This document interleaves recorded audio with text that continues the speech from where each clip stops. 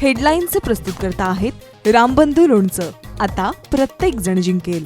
रामबंधू लोणचं. प्रत्येक बरणीवर संधी चार, चारही संधी धमाकेदार. आता रामबंधू लोणच्या सोबत प्रत्येक जण जिंकेल.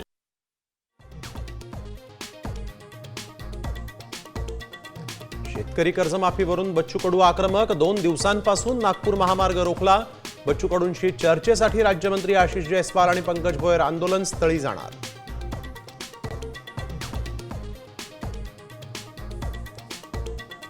कर्जमाफीसाठी आक्रमक शेतकऱ्यांचा रेल रोकोचा प्रयत्न. वेळीच पोलिसांनी आंदोलकांना ट्रॅकवरून हटवलं. बच्चू कडू आणि मुख्यमंत्र्यांचं रेल रोको न करण्याचं आवाहन.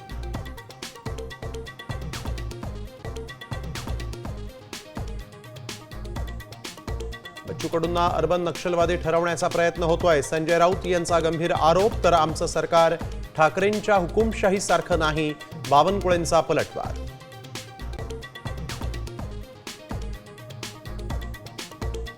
माजी मंत्री एकनाथ खडसेंच्या घरातील सीडींवर चोरट्यांचा डल्ला. 10 सीडींसह 30 पेनड्राईव्ह आणि महत्वाची कागदपत्र चोरीला. नियोजन पद्धतीनं चोरी केल्याचा खडसेंचा आरोप.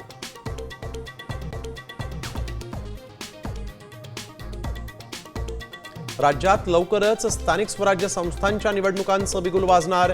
10 नोव्हेंबरच्या आधी आचारसंहिता लागणार असल्याची सूत्रांची माहिती.